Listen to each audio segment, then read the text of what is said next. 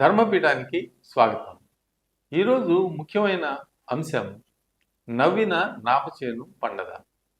నవ్విన నాపచేను పండద పదుగురు మెచ్చురోజు ఉండదా అనేది తెలుగు సామెత. ఈ సామెత ఎవరికి చక్కగా అబ్బుతుంది అని అంటే జనసేన నాయకత్వానికి, జనసేన యొక్క రాజకీయ చతురతకి, పవన్ కళ్యాణ్ గారి సామర్థ్యానికి చక్కగా నప్పుతుంది. ఎందుకనంటే జనసేన పార్టీని ఆయన 2013-14లో స్థాపించడం జరిగింది. మొదటిసారి జనసేన పార్టీని ఆయన స్థాపించినప్పుడు తెలుగుదేశం పార్టీకి బీజేపీ వాళ్ళిద్దరూ కూటమిగా ఏర్పడితే 2014లో నిర్ద్వందంగా ఆయన పోటీ చేయకుండా, ఆయన తను ఒక్కడు కూడా పోటీ చేయకుండా వీళ్ళిద్దరికీ బేషరతుగా ప్రచారం చేయడం జరిగింది. మరి వాళ్ళతో పార్ట్నర్షిప్ కూడా చేయడం జరిగింది. జనసేన ఒక్కచోట కూడా పోటీ చేయలేదు.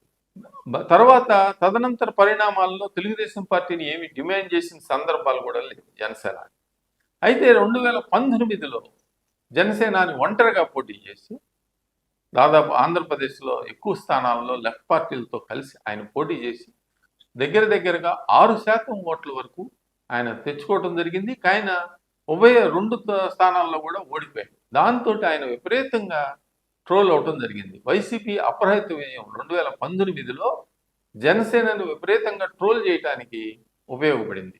ఎక్కడ చూసినా వైసీపీ నాయకులు వీళ్ళ పని అయిపోయింది, వీళ్ళేమి పావలాగాళ్ళు అని ఇష్టం వచ్చినట్టు చెలరేగిపోయేవాళ్ళు. అందరూ ఒక నాయకుడు అని పేరు నాని గారు కానీ, గుడివారి నాని గారు కానీ, మరి జోగి రమేష్ కానీ, రోజా కానీ నిత్యం వీళ్ళు చెలరేగిపోతాం. ఉత్తరాదిన కొంతమంది నాయకులు ఉన్నారు, వాళ్ళు కానీ వీళ్ళందరూ కూడా సాక్షాత్తు మరి జగన్మోహన్ రెడ్డి గారి దత్తపుత్రుడు అంటూ చెలరేగిపోయి అవహేళనగా మాట్లాడటం, కుటుంబాల మీద మాట్లాడటం, ట్రోల్ చేయటం, ప్రైవేటు వ్యక్తులను పెట్టి మాట్లాడించడం, ఇలాంటి ఎన్నో కార్యక్రమాలు చేశారు. 2 చోట్ల పోటీ చేసి ఓడిపోయాడు.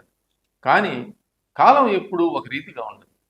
జనసేనాని తన రాజకీయ చతురతని, అంటే ప్రతిపక్ష ఓటుని చీలనివ్వను అనేది ఒక నిర్దిష్టమైన కార్యక్రమం ఆయన పెట్టుకుని చంద్రబాబు నాయుడు గారు అరెస్ట్ అయినప్పుడు నిర్ద్వందంగా, నిర్హేతుకంగా, బేషరతుగా ఆయన మేము తెలుగుదేశం పార్టీతో కలిసి రాబోయే ఎన్నికలు 2024లో పోటీ చేస్తున్నామని చెప్పి, మరి అదేవిధంగా ఒకంత తగ్గి ఆయనకి 24 స్థానాలు ఇచ్చిన బీజేపీతో కలిసి పొత్తు కోసం ప్రయత్నం చేసి బీజేపీకి 3 స్థానాలు త్యాగం చేసి మరి ఆయన ఎన్నికల్లో పోటీకి వెళ్ళి 21 స్థానాల్లోనూ గెలిచి దాదాపు 8% పైగా ఓట్లు తెచ్చుకోవటం జరిగింది.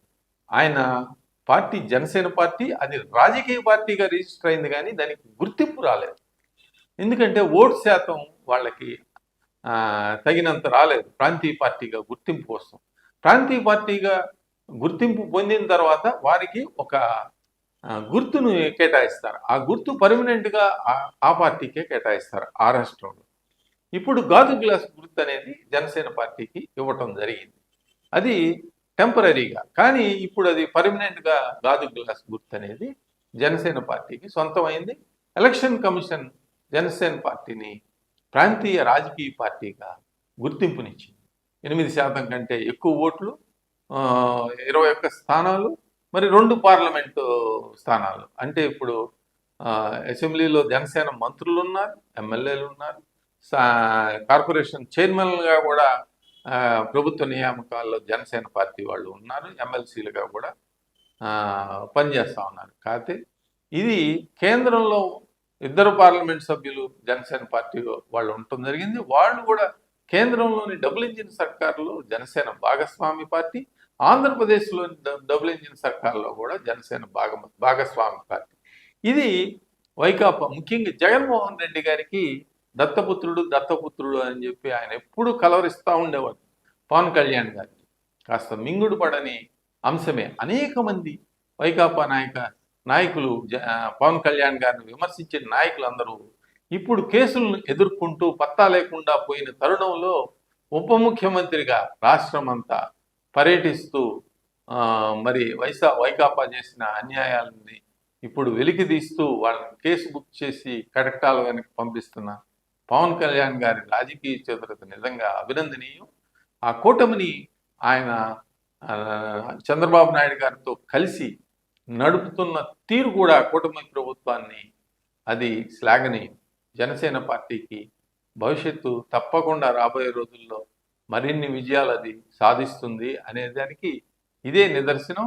తెలంగాణలో కూడా రాబోయే రోజుల్లో తెలుగుదేశం జనసేన కూటమి బీజేపీతో చేతులు కలిపి అధికారాన్ని కైవసం చేసుకున్న ఆశ్చర్యపడాల్సిన పని లేదు.